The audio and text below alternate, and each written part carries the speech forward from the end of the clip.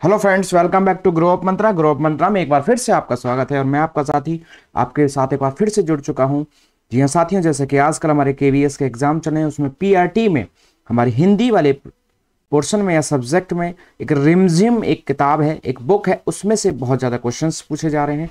तो उसी क्रम में उसी दुविधा को, उस परेशानी को, उस कठिनाई को दूर करने के लिए हम आपको लेकर आए हैं कक्षा 1 से लेकर 5 तक रिमझिम के सभी चैप्टर्स की शॉर्ट समरी, जिसमें आज हम अपनी पहली क्लास पर्टिकुलर इस हिंदी रिमझिम को शॉर्ट समराइज करने के लिए लेकर आए हैं। तो चलते हैं फटाफट से अपने आज के इस सेशन में। आपको अपनी क्लास 1 जिसमें कि कक्षा 1 की हम हिंदी रिमझिम के सभी चैप्टर्स की शॉर्ट समरी में डिस्कस करेंगे, जो हमारे एग्जाम में क्वेश्चंस बन रहे हैं उनके पॉइंट ऑफ व्यू से।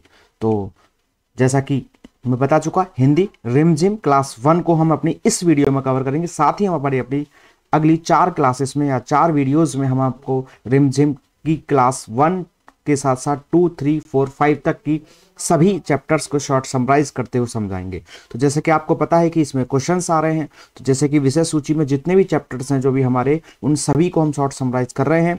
तो चलते हैं फटाफट से अपने आज के इस सेशन के पहले बिंदु की ओर, और जिसमें हमारा पार्ट है पहला, रिमझिम की कक्षा 1 की पहला पार्ट का नाम है झूला, जो कि एक कविता है। जी हाँ साथियों, पार्ट 1 झूला जो एक कविता है। अब इसके हम मुख्य मुख्य बिंदुओं को जानेंगे, या हम कह सकते हैं मुझको तो जान लो, क्योंकि अगर हम इनको नहीं जानेंगे तो हमारे एग्जाम में क्वेश्चंस का आंसर हम नहीं दे पाएंगे। तो इंपॉर्टेंट बिल्कुल सार जिसे आप कह सकते हैं वह बिंदु है। तो चलते हैं इसके पहले बिंदु की ओर। तो ये जो हमारी झूला कविता है, प्रस्तुत कविता झूला में कवि ने एक बच्चे की कोमल भावनाओं को व्यक्त किया है। जी हाँ साथियों, तो झूला है जिसमें कविता है, जो कि एक कविता है जिसमें कवि ने एक बच्चे की कोमल भावनाओं को व्यक्त किया है। कविता में एक बच्चा अपनी मां से झूले की मांग कर रहा है। जी हाँ साथियों, इसमें ऐसे क्वेश्चंस पूछे जा रहे हैं कि कविता में झूला कविता में बच्चा मां से किस चीज की मांग कर रहा है, या झूले की मांग बच्चा किससे कर रहा है। किसी भी प्रकार से इसमें क्वेश्चंस पूछे जा सकते हैं या पूछे जा रहे हैं। तो इसलिए इस एक एक बिंदु को बहुत ही गौर से सुनना है। हालांकि बहुत शॉर्ट समराइज करते हुए बहुत ही कम बिंदुओं को इसमें शामिल किया गया है, बहुत ज्यादा इसमें शामिल नहीं किया गया है। इस बच्चा अपनी मां से कहता है कि वह उसके लिए एक झूला लगवा दे। बच्चा कहता है कि मैं इस पर झूलूंगा, झूले पर बैठकर और ऊपर बढ़कर आसमान को छू लूंगा।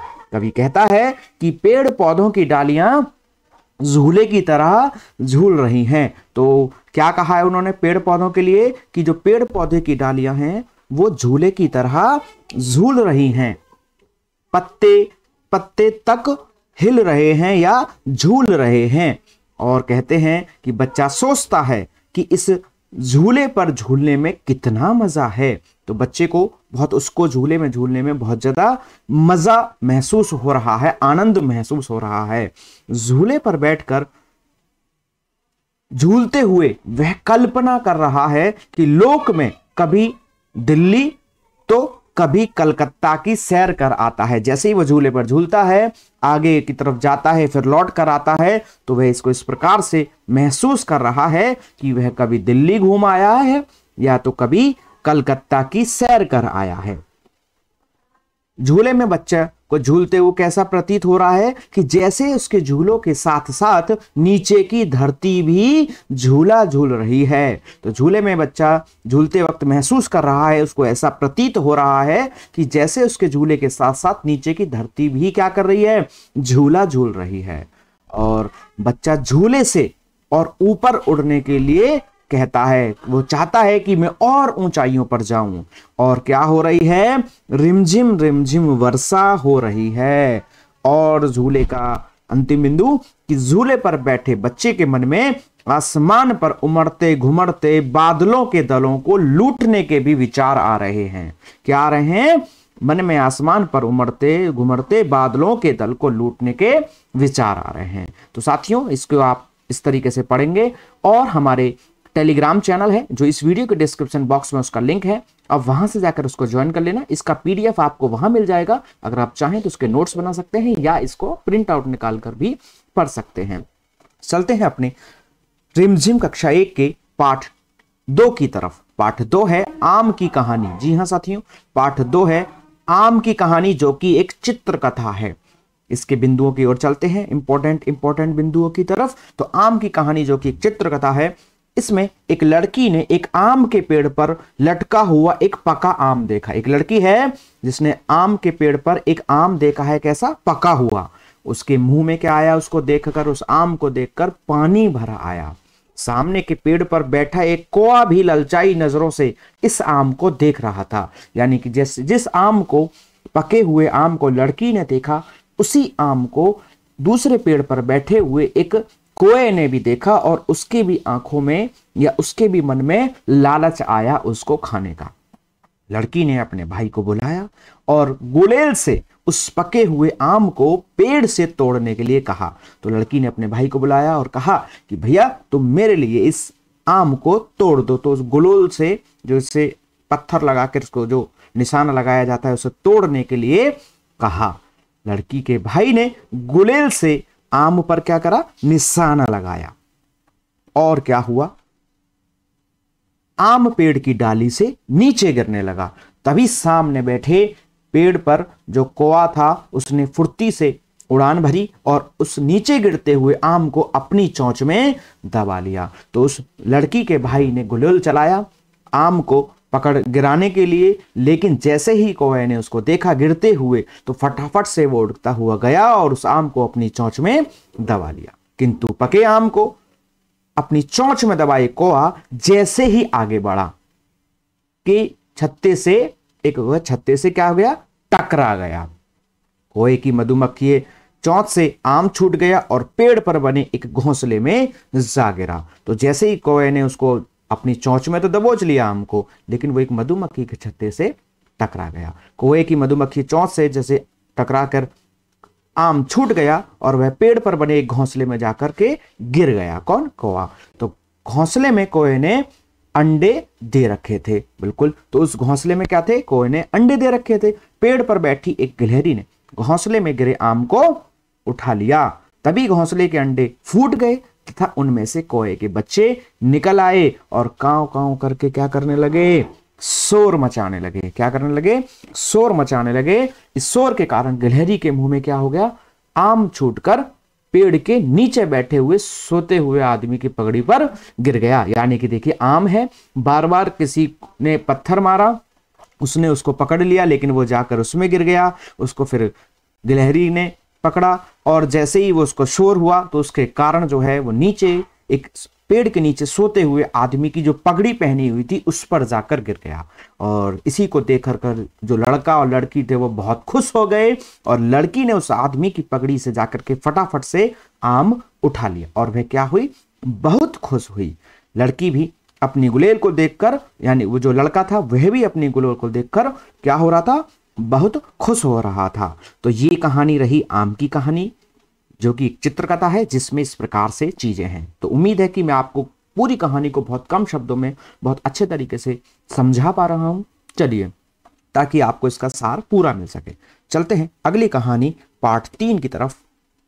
पार्ट 3 है आम की टोकरी, जो कि एक कविता है। बिल्कुल साथियों, तो आम की टोकरी रिमझिम की कक्षा 1 की किताब की पार्ट 3 है आम की टोकरी, जो कि एक कविता है।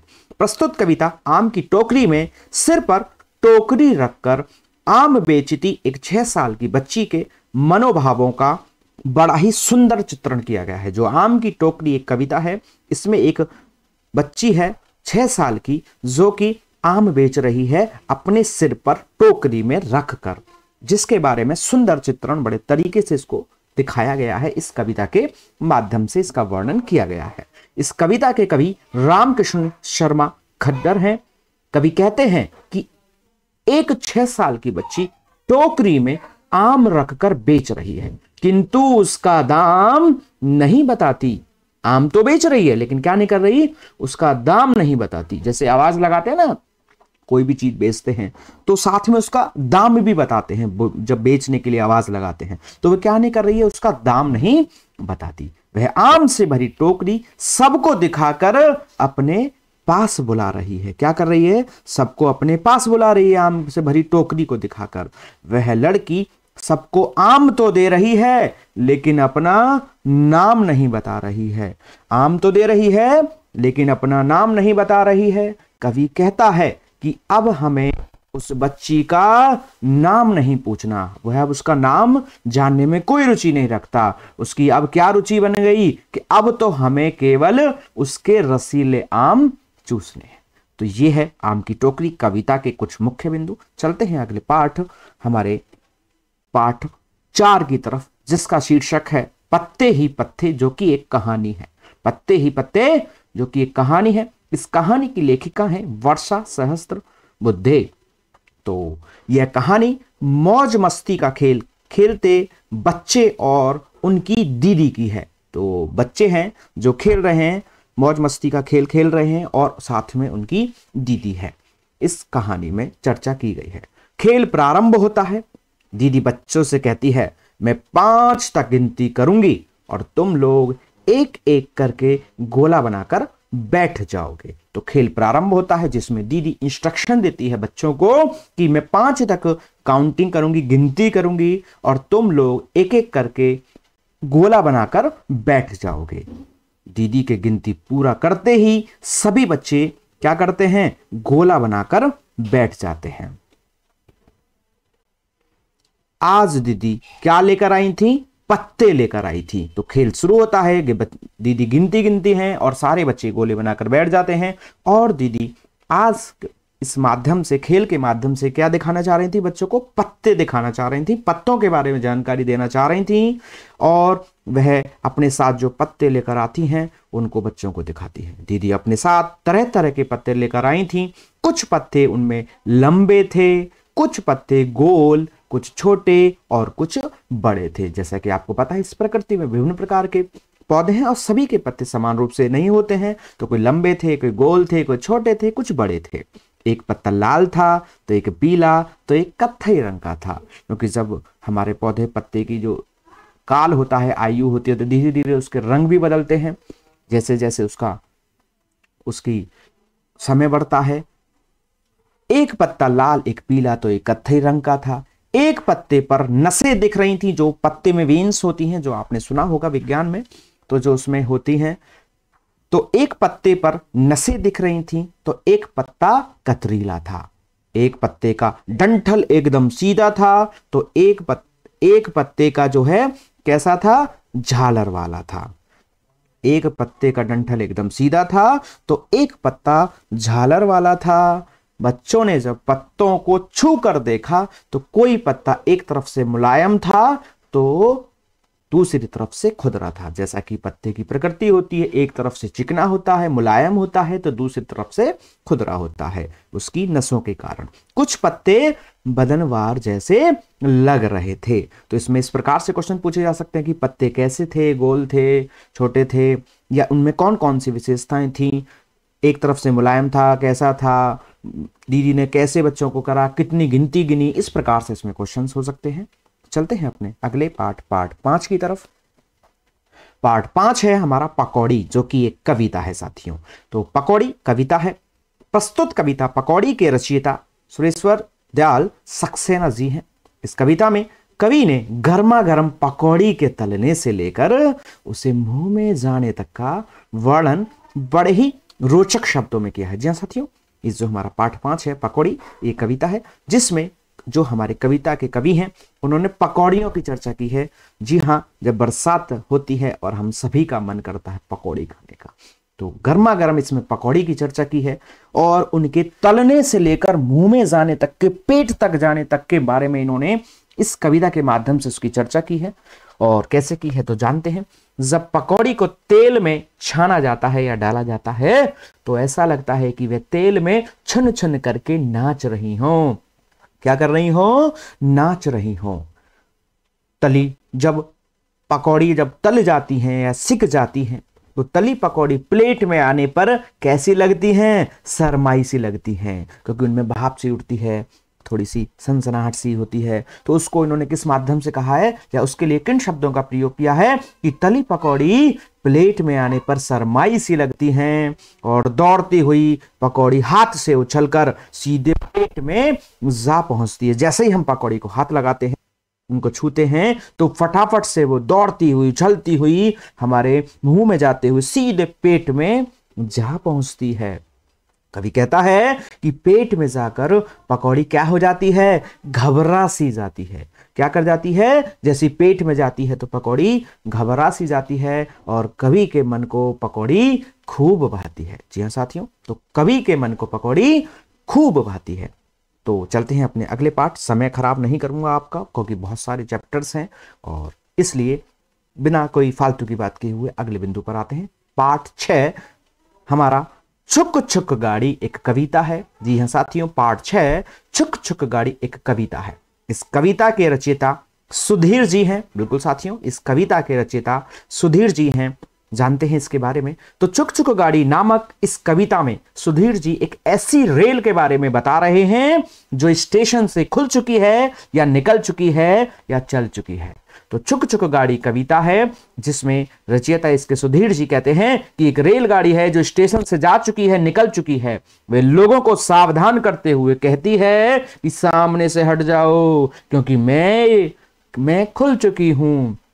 यदि टकरा गई तो मेरी जिम्मेदारी नहीं होगी। तो क्या कह रही है रेलगाड़ी, जो छुक छुक करती जा रही है और कहती जा रही है कि सामने से हट जाओ, मैं खुल चुकी हूं और टक्कर हो गई तो मेरी जिम्मेदारी नहीं होगी। रेल कैसे चल रही है, रेल धक धक छू छू भक भक चू चू धक धक धू धू करती आ चुकी है। तो इसमें शब्दों को भी ध्यान रखेंगे कि धक धक कर रही है, छू छू छू भक भक चू चू धक धक धू धू करती आ चुकी है। कवि कहते हैं कि रेल का इंजन भारी भरकम है तथा धम धम गम गम करता आगे बढ़ता जाता है। तो रेल का इंजन भारी भरकम है और कैसा है, कैसे जा रहा है आगे बढ़ता हुआ, धम धम गम गम करता हुआ आगे बढ़ता जाता है। गाड़ी ने सीटी दे दी है और टीटी टिकट देखता फिर रहा है। गाड़ी छूट चुकी है चूंकि, तो अब अपना टीटी भी निकल चुका है काम पर। गाड़ी सीटी दे रही है तो टीटी टिकट देखता फिर रहा है। कवि कहते हैं कि मेरी रेल पेलम पेल करती हुई छूट चुकी है। तो ये बात हुई छुक छुक गाड़ी कविता की, जिसमें इन्होंने चर्चा की है रेलगाड़ी के छूटने के बाद की गतिविधियों की अपने इस कविता के माध्यम से। चलते हैं अगले अपने पाठ 7 की ओर, जिसका शीर्षक है रसोई घर, जो कि एक कविता है। जी हाँ साथियों, तो पाठ 7 रसोई घर कविता। तो जानते हैं इसके महत्वपूर्ण बिंदु। हाँ, तुमको ही जानेंगे भैया जी, जानेंगे। तो रसोई घर मधुपंत द्वारा लिखित एक रोचक कविता है। रसोई घर मधुपंत की रचना है, जो कि एक कविता है, रोचक है बड़ी ही। जी हाँ, इस कविता के माध्यम से जो कवित्री कह रही हैं, बड़े ही रोचक शब्दों में रसोई घर की चीजों का वर्णन कर रही हैं। तो इसमें चर्चा हो रही है कि रसोई घर में जो बर्तन हैं, चीजें हैं, वो किस प्रकार से चर्चाएं कर रही हैं। तो खेलते हुए मुन्ना मुन्नी जब रसोई घर की खिड़की को खोलकर देखते हैं, तो बच्चे हैं मुन्ना और मुन्नी जो खेल रहे हैं, और खेलते खेलते वो कहां पहुंचते हैं, रसोई घर की खिड़की को खोलकर देखते हैं। तो पाते हैं कि अंदर चकला बेलन चाकू छलनी सब क्या कर रहे हैं, बातें कर रहे हैं। कि देखती हैं कि अंदर चकला बेलन चाकू छलनी आदि बातें कर रहे हैं।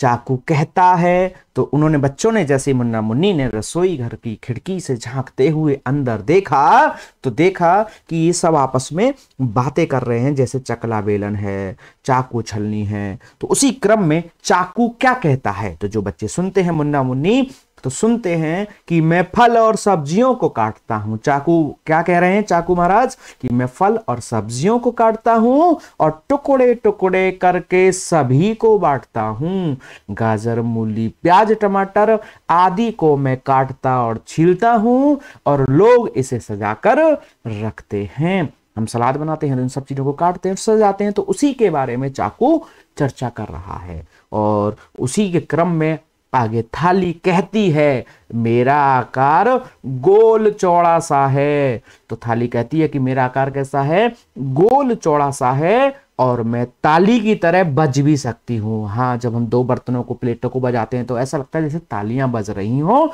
तो उसी बात को समझाने का काम कर रही है कौन, थाली।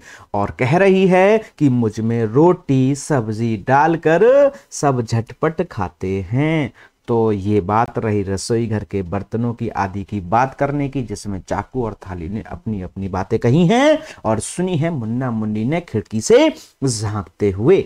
चलते हैं अगले पाठ, हमारे पाठ 8 की तरफ। चूहो म्याऊं सो रही है एक कविता है। जी हाँ साथियों, चूहो म्याऊं सो रही है नामक इस कविता के रचयिता धर्मपाल शास्त्री जी हैं। जी हाँ साथियों, कौन है? धर्मपाल शास्त्री जी की रचना चूहो म्याऊं सो रही है एक कविता है। इस कविता में कवि ने एक दिन बिल्ली मौसी के सो जाने पर चूहों को स्वच्छंदता पूर्वक मनमानी करने हेतु ललकारा है। क्या है? इस कविता में चर्चा की गई है कि बिल्ली मौसी के जब सो जाने पर तो चूहों को मनमानी करने हेतु ललकारा है कि अब बिल्ली मौसी तो सो रही है, अब आप जो चाहें कर सकते हैं अपनी मनमानी। इस कविता में कवि कह रहा है कि घर के पीछे तथा छत के नीचे पांव पसारे पूंछ सवारे बिल्ली मौसी सो रही है। क्या कर रही है? जो घर के पीछे है और छत के नीचे है और पांव पसारे यानी कि पांव फैलाकर आराम से पूंछ को सवारे बिल्ली मौसी क्या कर रही है? सो रही है। उसकी सांसों से घर घर की आवाज आ रही है। क्या आ रही है? घर की आवाज आ रही है। ये इंपॉर्टेंट बिंदु है, इसमें क्वेश्चन बन सकता है कि जो बिल्ली मौसी सो रही है उसकी सांसों से कैसी आवाज आ रही है। साए साए, घर सू सू, ऐसे करके कुछ भी शब्द हो सकते हैं। तो कैसी आवाज आ रही है? घर की आवाज आ रही है। बिल्ली सोई है और रसोई में खाने पीने की चीजों से भरे हुए पतीले और रसीले चने रखे हैं। तो बिल्ली सोई है और ये सारी चीजें रसोई में रखी हुई हैं। कवि चूहों से कहता है कि झटका देकर मटके को उलट दो। कवि क्या कह रहा है चूहों से? कि देखो बिल्ली मौसी तो सोई हुई है, अब आप तुम क्या करो कि जल्दी से जाओ, झटका दो मटके को और उसको पलट दो, और जो कुछ भी मिले उसको क्या कर जाओ? चट कर जाओ। तो जो कुछ मिले उसे चट कर जाओ। आज तुम्हें किसी बात का डर नहीं है, आज तुम किसी भी चीज को कुतर सकते हो। तुम अपनी पूंछ मरोड़ो, पूंछ सकोड़ो या कितना भी तबाही मचा दो। तो कवि ने बिल्ली के सोने का भरपूर फायदा उठाने का उनको इशारा किया है और आदेश या एक प्रकार से उसको सुझाव दिया है कि जो कुछ मिले खा जाओ, पलट दो, अलट दो, सब कुछ कर दो, जो कुछ मिले उसको कुतर दो, अपनी पूंछ मरोड़ो, पूंछ सकोड़ो या कितना भी तबाही मचा दो। आज कोई कुछ भी कहने वाला नहीं है, क्योंकि आज बिल्ली सो रही है और आज घर पर तुम्हारा ही राज है। तो साथियों, ये बात रही हमारी चूहो म्याऊं सो रही है कविता की, जिसमें हमारे धर्मपाल शास्त्री जी ने कुछ चूहों को इस प्रकार से निर्देश दिया है। तो चलते हैं अपने अगले पाठ 9 की तरफ। पाठ 9 है बंदर और गिलहरी, जो कि एक कहानी है। तो एक बंदर पेड़ पर बैठा था, बंदर और गिलहरी की कहानी, जिसमें एक बंदर पेड़ पर बैठा था तथा उसकी पूंछ काफी लंबी थी। जी हाँ, और जमीन तक लटक रही थी। जी हाँ, तो एक बंदर है जो पेड़ पर बैठा हुआ और उसकी पूंछ बड़ी लंबी सी है, और इतनी लंबी है या इस प्रकार से वो पेड़ पर बैठा हुआ है कि उसकी पूंछ जमीन तक लटक रही थी। और वहीं नीचे एक घूमती हुई गिलहरी थी। हाँ, तो एक गिलहरी ने बंदर की पूंछ को देखा और उसने सोचा, अरे ये तो कोई एक झूला है। क्या सोचा? कि यह तो कोई झूला है। वह उस पर चढ़कर झूलने लगी और बंदर को गुदगुदी करने लगी। उसको क्या लगा? उसको लगा ये तो कोई झूला है, और वह उस पर चढ़कर झूलने लगी और उसको गुदगुदी करने लगी। जैसे ही उसने गुदगुदी करी तो उसने गिलहरी से हंसकर कहा, किसने कहा? बंदर ने गिलहरी से हंसकर कहा कि उसे गुदगुदी हो रही है। इस पर गिलहरी चौंक गई। उसने कहा, ये इसकी गुदगुदी हो रही है? तो उसने बंदर से कहा, यह तुम हो बंदर भैया? मैं तो समझ रही थी कोई झूला है।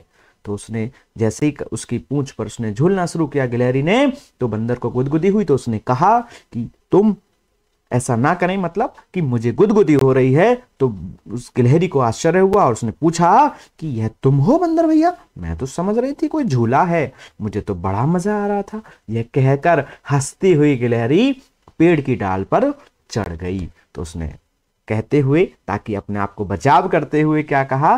तुम हो? मुझे तो पता ही नहीं था, चलो ठीक है। और ये कहती हुई क्या किया उसने? गिलहरी ने पेड़ की डाल पर चढ़ गई। तो ये बात रही पाठ 9 की। चलते हैं अगले पाठ 10 की तरफ। पाठ 10 है जिसका शीर्षक है पगड़ी। जी हाँ साथियों, पगड़ी जो कि एक कविता है।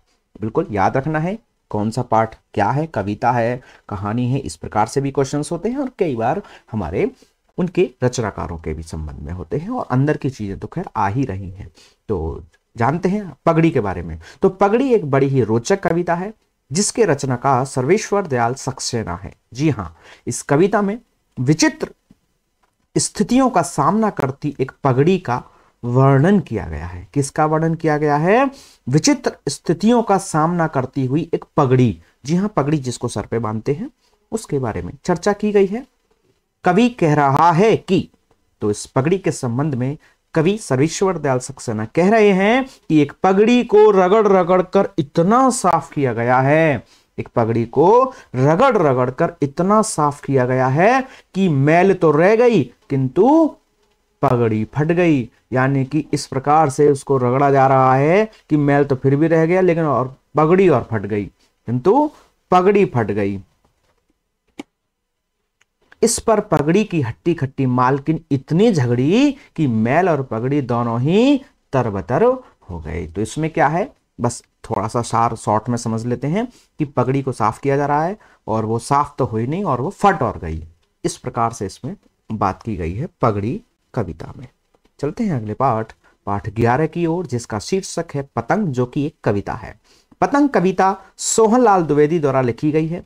तो पतंग हमारी रचना है सोहनलाल द्विवेदी जी की। इस कविता में कवि ने पतंग के गुणों को बताया है। तो इसमें किसकी चर्चा की गई है?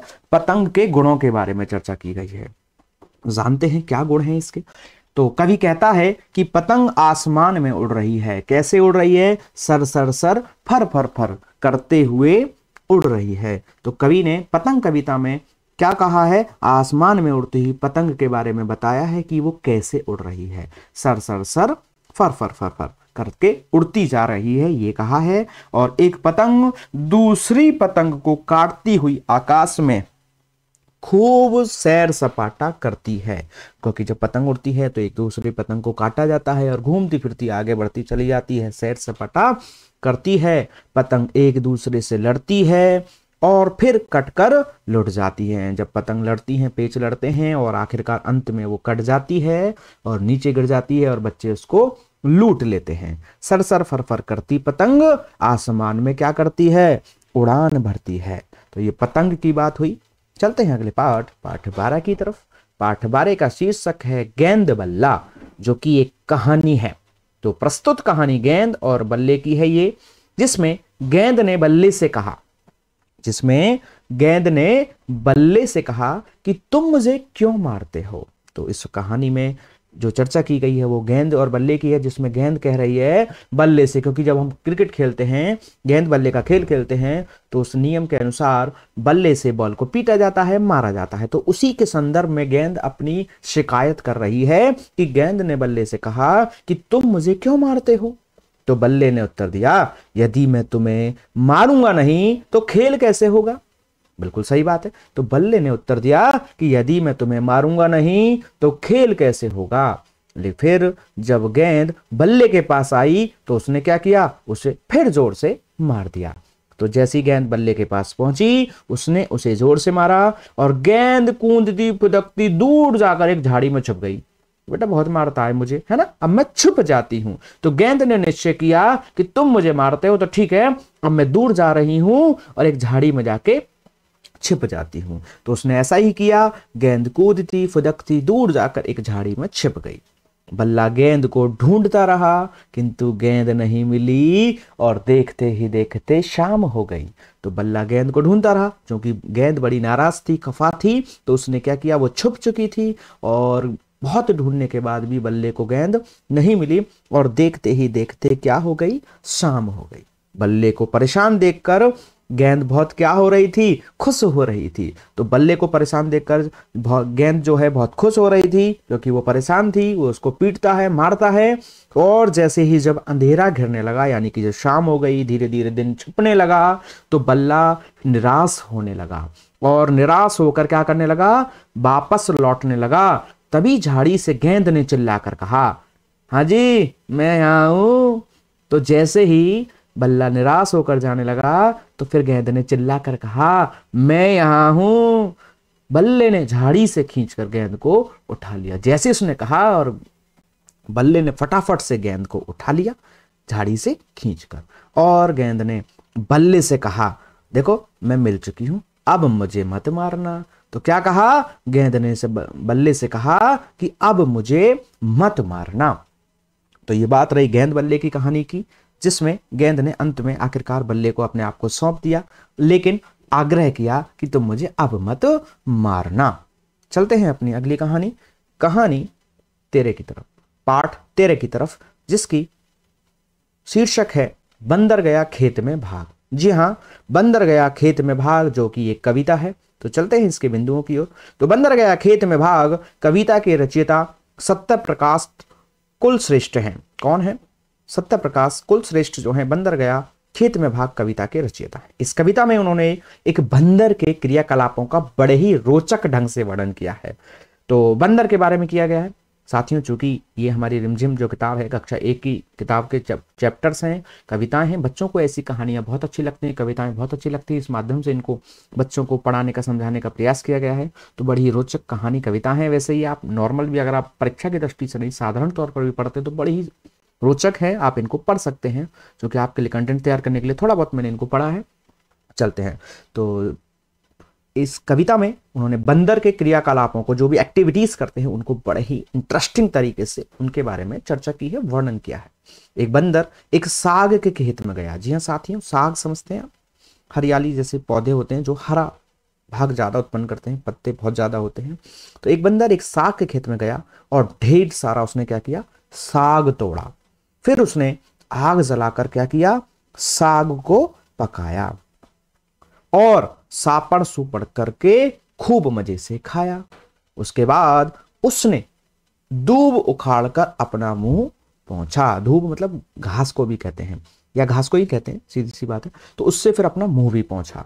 तो एक कविता है जिसमें बंदर गया खेत में और उसने वहां से खूब सारा साग काटा, फिर आग जलाई, फिर उसको पकाया और फिर सापड़ सुपड़ करके खूब मजे से खाया। इसमें शब्दों को भी याद रखना, सापड़ सुपड़ ही शब्द याद रखना है, मजे से खाया ऐसे नहीं, सापड़ सुपड़ करके खूब मजे से खाया पूरा याद रखना है।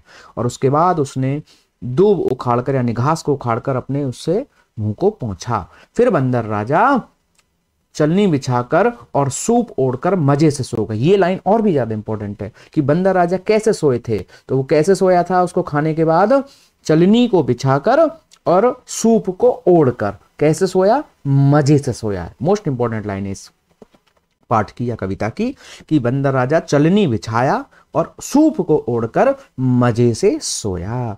चलते हैं अपने अगले पाठ, पाठ 14 की तरफ। पाठ 14 है जिसका शीर्षक है एक बुढ़िया, जो कि एक कविता है। कविता एक बुढ़िया के रचयिता हैं निरंकार देव सेवक। जी हाँ, निरंकार देव सेवक।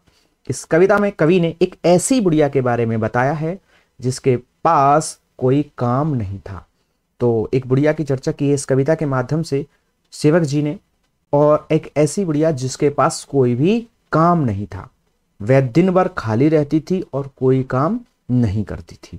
बड़ा ही रोचक है इसमें, इसी बात का ही मेन इंटरेस्टिंग पॉइंट है इस कविता में कि वह दिन भर खाली रहती थी और कोई काम नहीं करती थी, और काम ना रहने के कारण वह दिन भर बैठी रहती थी और अंत में बैठे रहने के कारण ही क्या हो जाती थी, थक जाती थी, इसलिए उसे आराम भी नहीं था। मतलब एक बुढ़िया है जिसे कोई काम नहीं है और उसे कोई आराम भी नहीं है। आराम क्यों नहीं है? क्योंकि जो व्यक्ति कुछ भी नहीं करता तो वो एक काम कर रहा है, क्या, कुछ नहीं करना। तो कुछ ना करना भी इस कविता के माध्यम से काम को बताया है, जिसके कारण क्या हो रही है, थकान हो रही है। तो बड़ी इंटरेस्टिंग कविता, जिसमें एक बुढ़िया जिस पे कोई काम नहीं है, खाली बैठी रहती है, जिसके कारण वह थक जाती है और उसे आराम भी नहीं मिल पाता है। यानी कि जो व्यक्ति खाली है भला उसको भी आराम नहीं मिल पा रहा है। इस कविता के माध्यम से इस चीज को, इस रोचक बात को इन्होंने समझाया है या अपनी भावों को प्रदर्शित किया है।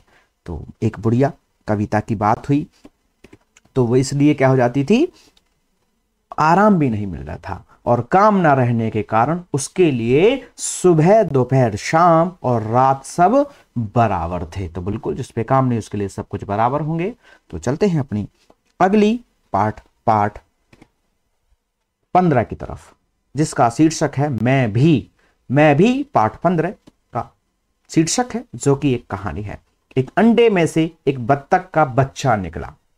बिल्कुल, तो एक अंडा था, उसमें से एक बत्तख का बच्चा निकला। उसने निकलकर कहा कि मैं बाहर आ गया।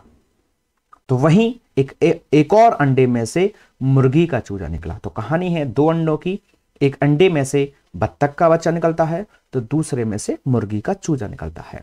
पहले जब बत्तख का बच्चा निकलता है तो वो कहता है मैं बाहर आ गया, तो वहीं मुर्गी का बच्चा भी बाहर निकलकर कहता है कि मैं भी आ गया। इसलिए इस का शीर्षक है मैं भी। तो वो उसकी सारी कॉपी करता है, नकल करता है हर चीजों की। तो फिर मुर्गी का बच्चा भी अंडे से निकलकर कहता है कि मैं भी आ गया। अब बत्तख का बच्चा घूमने के लिए जाने लगा तो चूजा भी इसके साथ जाने को तैयार हो गया। तो बत्तख का बच्चा जब घूमने के लिए निकला तो चूजा भी इसके साथ साथ घूमने को तैयार हो गया। बत्तख का बच्चा गड्ढा खोदने लगा, यानी कि जमीन में जब मिट्टी को निकालने लगा, गड्ढा खोदने लगा, तो उसके साथ साथ चूजा भी गड्ढा खोदने लगा। यानी कि वो क्या कर रहा है, बार बार जो भी वो कुछ कर रहा है वो भी कर रहा है और उसको वो भी संबोधन कर रहा है, वही चीजें वो भी पुकार रहा है। यानी कि मैं भी हर चीज को कर रहा है। तो जैसे उसने गड्ढा खोदा बत्तख ने, तो चूजा भी गड्ढे को खोदने लगा। बत्तख का बच्चा बोला कि मुझे एक केंचुआ मिला। जैसी जमीन को मिट्टी को खोदते हैं तो उसमें केंचुए मिलते हैं, तो उसी में जैसे ही बत्तख को एक केंचुआ मिला तो उसने कहा मुझे एक केंचुआ मिला। तो चूजे ने भी कहा कि मुझे भी एक केंचुआ मिला। तो फिर उसने कहा कि मुझे भी एक केंचुआ मिला। अब बत्तख का बच्चा जब तितली पकड़ने लगा, अब उसने तितली पकड़ने का मन हुआ, तो जो नकलची चूजा था उसने अब तितली भी पकड़ना शुरू कर दिया। बत्तख का बच्चा जब तैरने के लिए गया, क्योंकि बत्तख जो है वो जल में तैर सकता है, तो जैसे ही वो तैरने के लिए गया तो चूजे ने भी वहां पर पानी में तैरना शुरू कर दिया, यानी कि वह भी तैरने के लिए कूद गया। लेकिन बत्तख जो है पानी में तैरना जानता है, लेकिन चूजा पानी में तैरना नहीं जानता। तो किंतु चूजा पानी में नहाने के लिए जाते ही डूबने लगा और चिल्लाने लगा बचाओ बचाओ। तो इस माध्यम से उन्होंने कहा कि जो चूजा था वो नकलची था, उसने सारी चीजों की नकल की, लेकिन एक उसने नकल कुछ ज्यादा ही मूर्खता वाली कर दी कि उसने पानी में भी छलांग लगा दी, क्योंकि उसको तैरना नहीं आता। बत्तख की प्रकृति है कि वो जल में तैर सकती है। तो इसी कारण से वो मुसीबत में फंस गया और चिल्लाने लगा बचाओ बचाओ, या डूबने लगा और बचाओ बचाओ चिल्लाने लगा। तब बत्तख के बच्चे ने चूजे को क्या किया, बाहर निकाला। तो मैं भी इस कविता के माध्यम से शीर्षक दिया है कि हमें किसी की नकल नहीं करनी चाहिए। बड़ा ही अच्छी एक कविता है मैं भी, किसकी, बत्तख और चूजे की, याद रखना है। चलते हैं अपने अगले चैप्टर पाठ 16 की तरफ, जिसका शीर्षक है लालू और पीलू। जी हाँ, लालू और पीलू एक कहानी है जो कि एक मुर्गी के दो बच्चों की या चूजों की है। तो लालू और पीलू क्या हैं, मुर्गी के बच्चे हैं या चूजे हैं, जिसमें से इन दोनों लालू और पीलू क्या हैं, उन्हीं चूजों के नाम हैं। एक का नाम लालू है और दूसरे का नाम पीलू। तो लालू जो था यानी कि मुर्गी का बच्चा, एक लालू एक पीलू था, जिसमें लालू जो था उसको लाल चीजें खाना पसंद था या वो लाल चीजें खाता था, वहीं पीलू पीली चीजें खाता था। तो इनके नाम ही इसलिए थे क्योंकि वो लाल और पीला खाना पसंद करते थे, यानी कि जो भी रंग में पीले भोजन है वो पीलू करता था उनको, और जो लाल रंग की चीजें हैं उनको लालू खाता था। एक दिन लालू ने पौधे पर लाल लाल कई चीजें देखी। अचानक से उसको एक पौधा दिखा, उसमें लाल लाल कुछ चीजें लटकी हुई थीं और उसने फटाफट से उनको तोड़ के या मुंह में भर के खा लिया। लेकिन उसको खाने के बाद पता चला कि वो क्या थी, या उसको क्या पता था वो भला क्या है। उसको तो लाल रंग दिखा, उसने खा लिया, लेकिन वो इत्तेफाक से क्या निकली, वो एक लाल मिर्च थी। जी हाँ, तो वो क्या थी, लाल चीज, वो लाल मिर्च थी, जो कि जिसके कारण लालू की जीभ क्या होने लगी, जलने लगी, और वह क्या करने लगा, रोने लगा। तो लालू की जीभ मिर्च खाने के कारण क्या होने लगी, जलने लगी, उसको बहुत तेज मिर्च लगने लगी, जिसके कारण वह रोने लगा। और क्या हुआ, मुर्गी और पीलू उसके पास पास दौड़े दौड़े आए। जो उसकी माँ मुर्गी है और उसका जो भाई कह लीजिए जो दूसरा चूजा है पीलू उसके पास दौड़े दौड़े आए और उन्होंने क्या किया, उसके पास पीले पीले गुड़ का टुकड़ा था। चूंकि पीलू पीली चीजें खाता था तो उसके पास गुड़ था। गुड़ कैसा होता है, स्वीट होता है, मीठा होता है और रंग में पीला होता है। तो उसके पास क्या था, पीले पीले गुड़ का टुकड़ा था। लालू ने झट से गुड़ का टुकड़ा खाया और उसके मुंह की जलन ठीक हो गई। तो पीलू ने लालू को क्या दिया, गुड़ का टुकड़ा दिया, जिसके कारण जो उसकी मिर्च के कारण मुंह में जलन हो रही थी वो जलन ठीक हो गई या कम हो गई। और मुर्गी ने अपने दोनों चूजों को प्यार से अपने साथ लिपटा लिया। तो ये कुछ इस प्रकार से कहानी थी हमारी लालू और पीलू, दो चूजों की और एक मुर्गी की, जिसमें एक दिन वो लाल चीज मिर्च के कारण फंस गया और उसको पीलू और मुर्गी ने फिर गुड़ खिलाया। चलते हैं अगले पाठ 17 की ओर, जिसका शीर्षक है चकई के चकदुम। बिल्कुल, चकई के चकदुम एक कविता है। चकई के चकदुम कविता के रचयिता हैं रमेश तैलंग। जी हाँ, चकई के चकदुम कविता के रचयिता हैं रमेश तैलंग। इस कविता के माध्यम से कवि ने ग्रामीण परिवेश का चित्रण बड़े ही सुंदर और सहज शब्दों में किया है। बिल्कुल, तो चकई के चकदुम जो है एक कविता है जिसमें रमेश तैलंग जी ने एक ग्रामीण परिवेश के गांव के इस दृश्य का चित्रण किया है बड़े ही सुंदर और अच्छे अच्छे शब्दों के माध्यम से। कवि बच्चों से कहता है कि आओ हम तुम मिलकर गांव में बनी झोंपड़ी में साथ साथ रहें। तो कवि बच्चों से क्या कहता है कि चलो आओ हम अपने गांव में इस बनी झोंपड़ी में साथ साथ रहते हैं। ग्वाले की गाय का दूध हम तुम क्या करेंगे, मिलकर पिएंगे। तो कवि कह रहे हैं बच्चों से हम साथ साथ रहेंगे झोंपड़ी में और जो ग्वाले की गाय का दूध है उसको हम सब लोग मिलकर पिएंगे। कवि कहता है कि हम तुम मिलकर पानी में कागज की नाव तैराएंगे और फुलवा की बगिया से फूल चुनेंगे। तो और क्या कह रहा है कि हम उसका दूध पिएंगे, झोंपड़ी में रहेंगे और पानी में कागज की नाव तैराएंगे और फुलवा की बगिया से फूल भी चुनेंगे या फूल तोड़ेंगे। अंत में वे खेल समाप्ति की घोषणा करते हैं और घर चलने को कहते हैं। तो ये बात रही चकई के चकदुम एक कविता जिसमें गांव का सुंदर वर्णन किया गया है।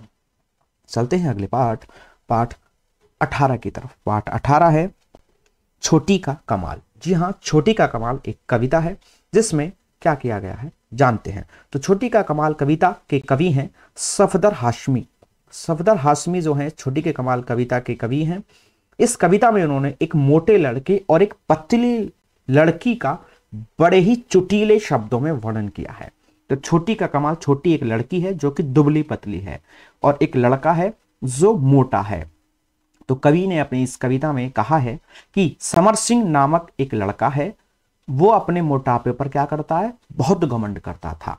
तो छोटी का कमाल यानी कि एक कविता है जिसमें एक मोटा लड़का और एक पतली लड़की है, ध्यान रखेंगे, जिसमें लड़के का नाम है समर सिंह जो मोटा है और वो अपने मोटापे पर क्या करता था, बहुत घमंड करता था। वह छोटी नामक एक दुबली पतली लड़की की हेय दृष्टि को उसको जो है हे दृष्टि से देखता था। तो जो लड़की थी जो दुबली पतली थी जिसका नाम था छोटी, वो उसको हे दृष्टि से देखता था, नफरत की दृष्टि से देखता था, उसका मजाक उड़ाता था आदि इस प्रकार की चीजें हुआ करती थी क्योंकि उसको अपनी मोटापे पर बहुत घमंड था। तो वह अपने आप को क्या कहता था, गर्व के साथ वह जो हमारा समर सिंह नामक एक मोटा लड़का था वो अपने आप को क्या कहता था, आलू का भरा हुआ पराठा। तो अपने आप को क्या कहता था, आलू भरा पराठा। और उस छोटी लड़की को जिसका नाम छोटी था, दुबली पतली लड़की जो थी, उसको कहता था पतली रोटी। तो वह अपने आप को तो आलू भरा हुआ पराठा बताता था और छोटी को पतली रोटी कहता था। वह अपने को लंबा, मोटा, तगड़ा और मोटा पटसन का रस्सा समझता था। जो मोटी तगड़ी रस्सी होती है, पठीली बहुत अच्छी एक भारी भरकम रस्सी होती है, वो अपने आप को वह समझता था। और जबकि छोटी को क्या कहता था, दुबली पतली तथा छोटी कच्ची सुतली।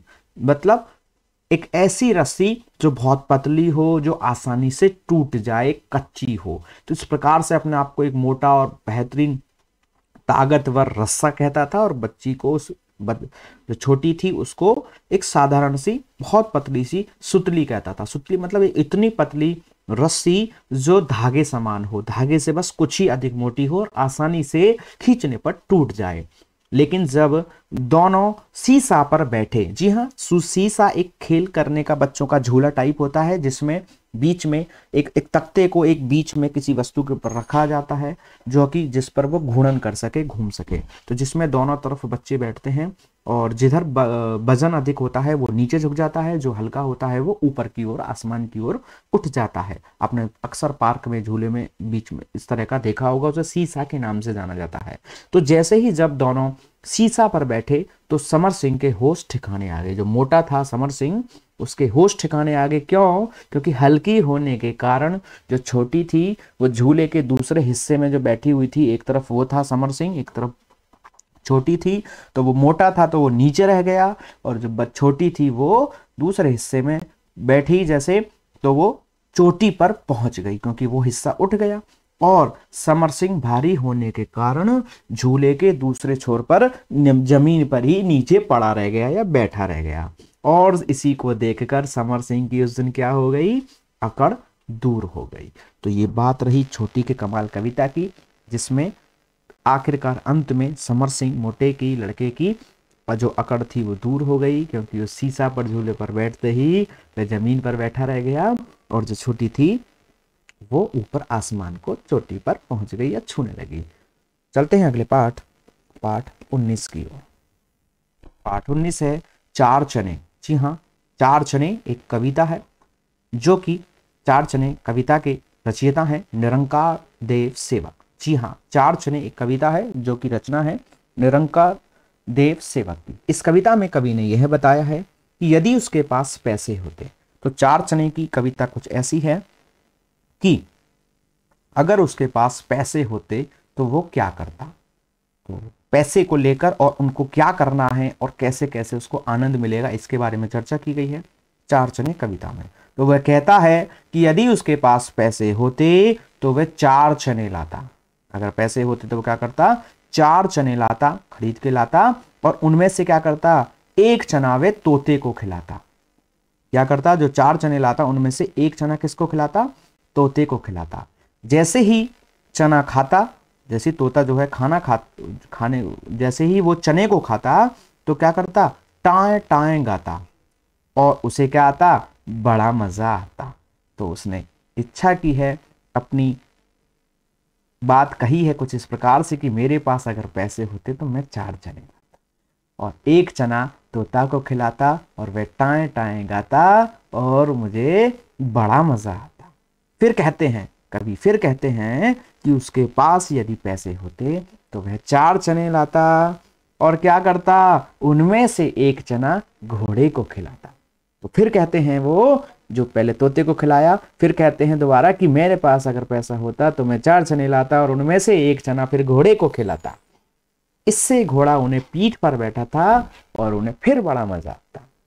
इससे घोड़ा उन्हें पीठ पर बैठा था और उसे बड़ा मजा आता। अंत में कवि फिर कहते हैं कि यदि उसके पास पैसे होते तो वह चार चने लाता और एक चना चूहे को खिलाता, और चूहा जब चना खाता तो उसका दांत टूट जाता। तो फिर उन्होंने क्या कहा कि मेरे पास अगर पैसा होता तो मैं चार चने लाता और एक चना चूहे को खिलाता। जैसे ही चूहा चना खाता तो उसका दांत टूट जाता और उन्हें बड़ा मजा आता। तो इस प्रकार से कवि ने चार चने कविता में बताया है कि कैसे कैसे वो चना खरीदने के बाद उनको अलग अलग लोगों को खिला रहे हैं, और उसके बाद जो उनको सुख मिलेगा उसके बारे में वो कल्पना कर रहे हैं इसके माध्यम से। तो चार चने कविता पाठ 19। चलते हैं अगले पाठ 20 की तरफ, जिसका शीर्षक है भगदड़, जो कि एक कविता है। भगदड़ एक कविता है। प्रस्तुत कविता भगदड़ के कवि हैं पुदमलाल पुन्नालाल बख्शी। जी हाँ, भगदड़ कविता की जो कवि हैं वो हैं पुदमलाल पुन्नालाल बख्शी। चलते हैं इसके बारे में जानते हैं।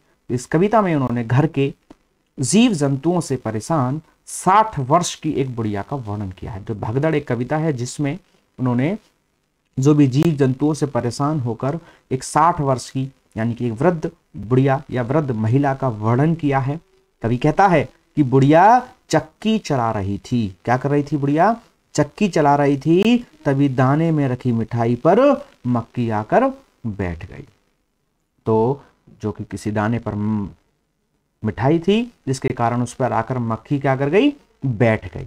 बुढ़िया जैसे ही बांस उठाकर मक्खी को भगाने के लिए दौड़ी तो बिल्ली पकौड़े खाने लगी। तो मतलब इस कहानी में या इस कविता में जो कवि कह रहे हैं कि जो वृद्ध महिला है, बुढ़िया है, वो बहुत परेशान है। किसकी वजह से, जीव जंतुओं की वजह से। वो उसको इतना परेशान करते हैं कि वो कभी एक काम के लिए अगर उनको वो हटाती है, भगाती है, तो दूसरा पक्षी या दूसरा जीव या दूसरा जंतु उसको क्या करता है, परेशान करने लगता है या दूसरा काम उसका खराब कर देता है। तो जैसे ही वो चक्की चला रही है और उसने दाने पर देखा कि मिठाई पर उसके ऊपर लगी होने के कारण मक्खी आकर बैठ रही है, तो उसने सोचा मक्खी को भगाती हूं। तो जैसे ही उसने बांस उठाया और मक्खी को भगाने के लिए दौड़ी तो फटाफट से बिल्ली क्या करी, पकौड़े खाने लगी। तो दूसरे जीव ने उसको परेशान कर दिया और बिल्ली जो है पकौड़े खाने लगी।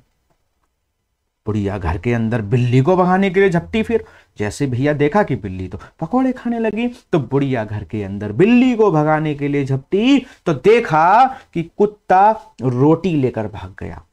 लो जी, अब हमें कुत्ते ने परेशान कर दिया।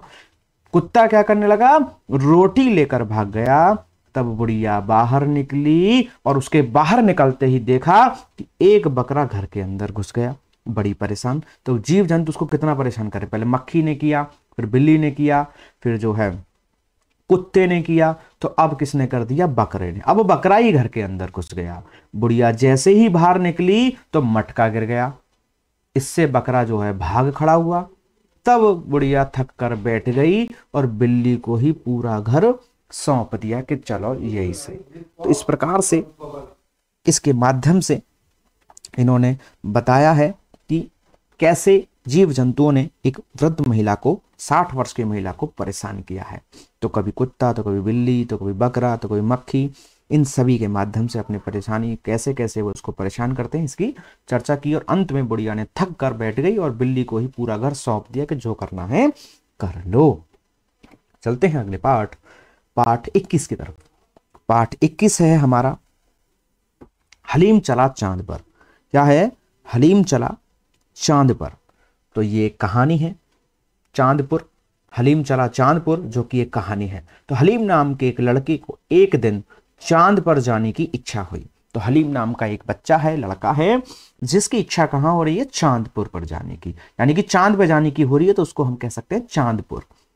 तो जिसके बारे में चर्चा किया है, तो वह एक रॉकेट के कारखाने में बैठ गया और उसने एक रॉकेट लिया, यानी कि जो रॉकेट बनते हैं, यानी बच्चों खिलौने टाइप है जो भी कुछ है, उसमें से लिया, कारखाने में गया और उस रॉकेट लिया और रॉकेट पर बैठकर चांद की तरफ चल पड़ा।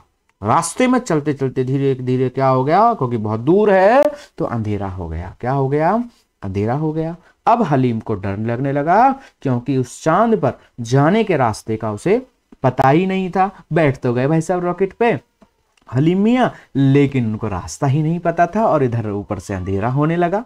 तो अब हलीम को डर लगने लगा कि क्योंकि उसको चांद पर जाने का रास्ते का पता ही नहीं था।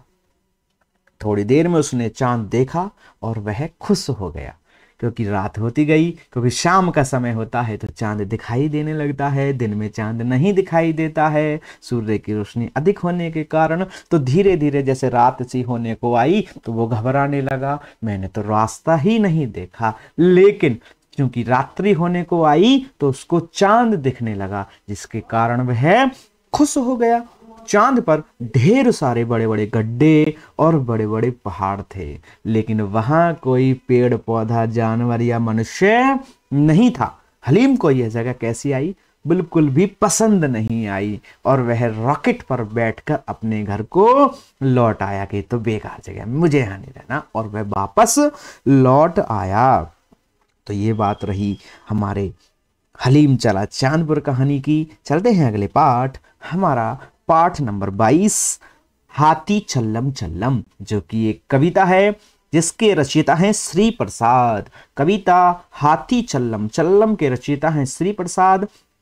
चलिए तो जानते हैं इस कविता में क्या कहा गया है। इस कविता में कवि ने एक हौदे में बैठकर बच्चों द्वारा की गई हाथी की सवारी का वर्णन किया गया है। जी साथियों, जब हाथी की सवारी करते हैं तो ऊपर एक छोटा सा खटोला जैसा कुछ एक रचना बनाई जाती है जिसमें बच्चे या जो भी सवार है उस पर बैठ करके उसका आनंद लेता है हाथी की सवारी का। तो उसी के बारे में चर्चा की गई है कि हौदे में बैठकर बच्चों द्वारा हाथी की सवारी का वर्णन किया गया है। तो बच्चे एक हौदे में बैठकर हाथी पर सवार होकर खूब मजे कर रहे हैं।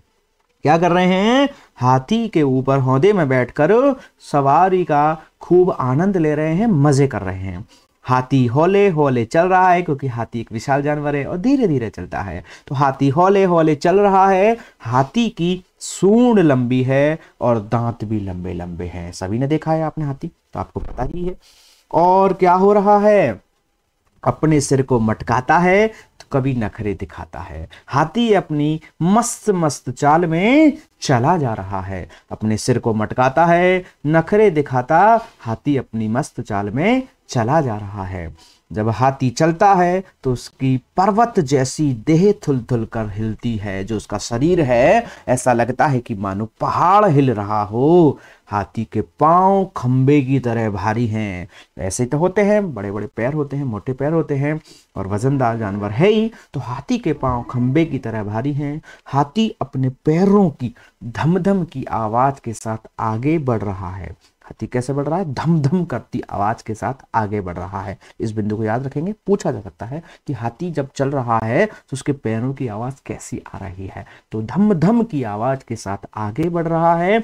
बच्चे कह रहे हैं कि हाथी के जैसी कोई सवारी नहीं है। जो उसमें बैठ के आनंद ले रहे हैं और कह रहे हैं हौदे में बैठकर कि हाथी के जैसी कोई सवारी नहीं है। हाथी का महावत पगड़ी बांधकर बैठा है। हम बच्चे हाथी पर हौदे में बैठे हैं। बच्चे कह रहे हैं कि हम हाथी पर सवार होकर दिन भर घूमेंगे, यानी कि उनको बहुत आनंद आ रहा है और कह रहे हैं हम तो जी इस पर बैठकर पूरे दिन घूमेंगे।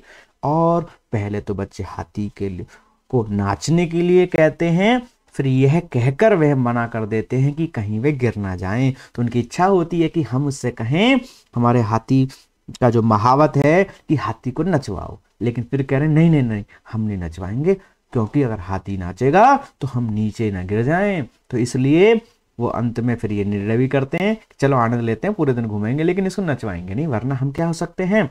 गिर जाएंगे। तो पहले तो बच्चे हाथी को नाचने के लिए कहते हैं, फिर यह कहकर वे मना कर देते हैं कि कहीं वे गिर ना जाएं। तो चलते हैं अपने अगले पाठ की ओर। रिमझिम की कक्षा 1 की जो किताब है उसका अंतिम पाठ है पाठ 23, 7 पूंछ का चूहा, जो कि एक कहानी है। तो चलते हैं अपने आज के स्टॉप क्लास के सेशन के अंतिम बिंदु की तरफ। तो 7 पूंछ का चूहा जो कि एक कहानी है, जानते हैं। तो इसमें एक चूहे की कहानी है। 7 पूंछ का चूहा यानी कि एक कहानी है जिसमें चूहे के बारे में चर्चा की गई है, जिसकी 7 पूंछें हैं। 7 मतलब 7 ही है, 7 है, 14 मत मानिएगा। तो एक चूहा है जिसकी कितनी पूंछें हैं? 7 पूंछें हैं। सामान्यतः 1 होती है, लेकिन उसकी कितनी? 7। तो सब उसे चढ़ाते हैं। तो इस कहानी में क्या है कि चूहे की 7 पूंछें, जिसके कारण उसको सब चढ़ाते हैं और उसको कहते हैं 7 पूंछों वाला चूहा। 7 पूंछों वाला चूहा, इस प्रकार से उसको चढ़ाते हैं। तो एक दिन जो चूहा है वो परेशान होकर, तंग आकर नाई के पास जाता है। नाई जो बाल काटता है उसके पास जाता है और कहता है कि मेरी एक पूंछ काट दो, और वह अपनी एक पूंछ कटवा लेता है। तो क्या करता है? नाई के पास जाता है, पूछ ले आता है कि नाई चूहा किसके पास जाकर अपनी पूंछ कटवाता है। तो कसाई नहीं बोलेंगे, हो सकता है ऑप्शन में कसाई हो। कसाई के पास नहीं गया, किसके पास गया? नाई के पास गया। तो वह तंग आकर चूहे ने नाई से अपनी एक पूंछ कटवा ली। अब उसके पास केवल 6 पूंछें बची। बहुत परेशान था। 7 पूंछे वाले चूहा, 7 पूंछे वाले चूहा कहते थे। उसने कहा मैं पूंछ ही कटवा लेता हूं। तो उसने पूंछ कटवाई।